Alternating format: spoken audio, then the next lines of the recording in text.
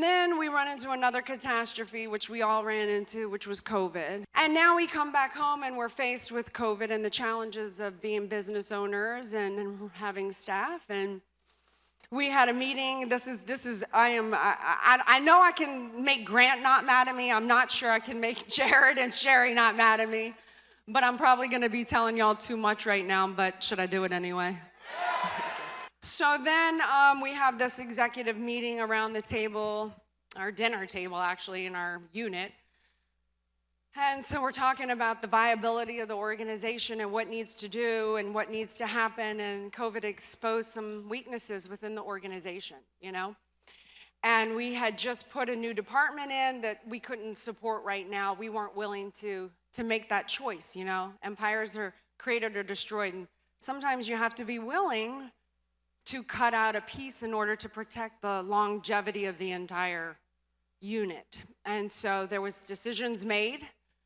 It was not popular, but we decided that we had to let an entire team, department go, and several other people that had to be fired. And we were all gutted, but Sherry and Jared were fighting for everyone, saying, we don't need to do this, Grant. We don't need to do this, Grant. Let's hold out. And Grant's like, I'm not going to bleed out. We've got to cut this now. We can always rebuild and da-da-da. So they leave. Grant's like nauseous. I'm nauseous, and I just told Grant, I said, you know, Grant,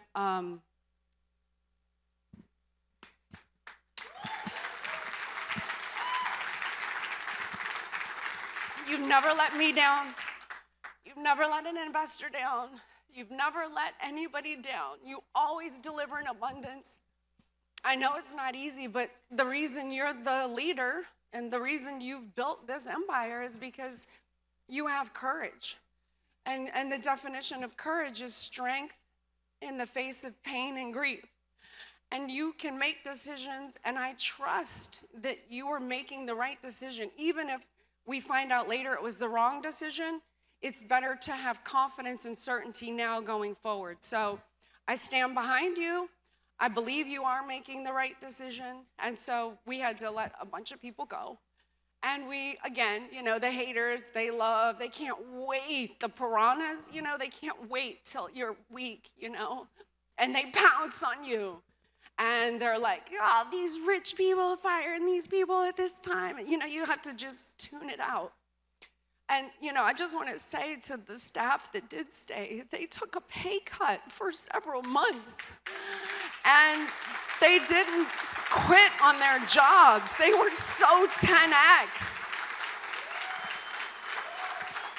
I love those people so much. Aren't they amazing when they greet you and when they're here?